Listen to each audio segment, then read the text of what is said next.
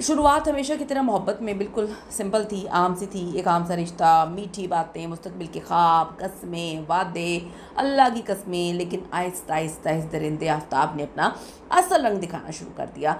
होते ये बेगैरत लोग ही हैं, मास्क के ऊपर मास्क पहने होते हैं। आप नोटिस करिएगा, कोई भी नार्सिसिस्ट होता है ना, वो मास्क के ऊपर 1000 मास्क पहन के जो है वो घूम रहा होता है, हमारे साथ ही होते हैं और हमें पता नहीं होता। इसने बड़ी चालाकी से मुतासरा खातून को उसके घर वालों और दोस्तों से सबसे पहले दूर किया। सबसे पहले ये एक इसने काम किया ताकि जब मैं उस पर जुल्म जबर करूँ तो वो किसी को बता ना सके, किसी के साथ कॉन्टेक्ट में नहीं होगी।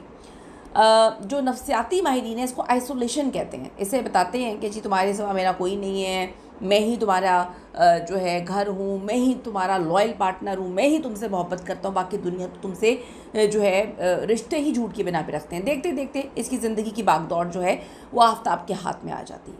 इस हद तक उसने उस पर निगरानी करना शुरू कर दी थी कि उस लड़की का सांस लेना भी अकेले मुश्किल हो गया और वो आफ्ताब की मर्ज़ी के ताबे हो गया। 3 साल ये सिर्फ एक अदद नहीं बल्कि एक बड़ा तवील अरसे। आप देखें, जब जज्बाती तौर पर आफ्ताब ने उसका दिल नहीं भरा, उसने उस पर फिर हाथ उठाना शुरू कर दिया, उसको मारना पीटना शुरू कर दिया, धमकियाँ, जिस्मानी तशद्दुद, जिनसी ज़्यादती, रोज़ का मामूल। नॉर्मल तरीके से तो उसके साथ रहता ही नहीं था, उसके साथ जिनसी ज़्यादती करना शुरू कर दी। मुतासरा खातून जो है वो इतनी कर्ब और तकलीफ़ में थी, उसकी ये हालत थी कि उसको हर वक्त अपनी जान का ख़तरा लगता था। उसको लगता था कि यार ये मुझे कभी भी मार देगा, अब इतना मुझे डैमेज कर दिया, मैं मर जाऊंगी किसी भी इस सूरत।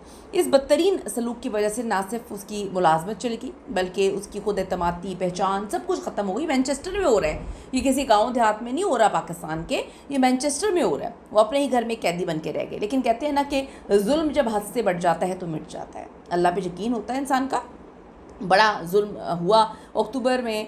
इस खातून ने अपनी ज़िंदगी का सबसे बड़ा और बहादुर फैसला किया। उन्होंने छुपकर पुलिस से लाइव चैट के ज़रिए रब्ता किया। ये एक छोटा सा कदम था लेकिन उसने इंसाफ के लिए दरवाज़े खोलने का प्लान बनाया। पुलिस ने फौरी कार्रवाई की, तमाम सबूत इकट्ठे किए और आफ्ताब जुल्फ़िकार को उसके अंजाम तक पहुंचाने के लिए एक खौफनाक किस्म का शिकंजा पुलिस की जानिब से तैयार किया गया।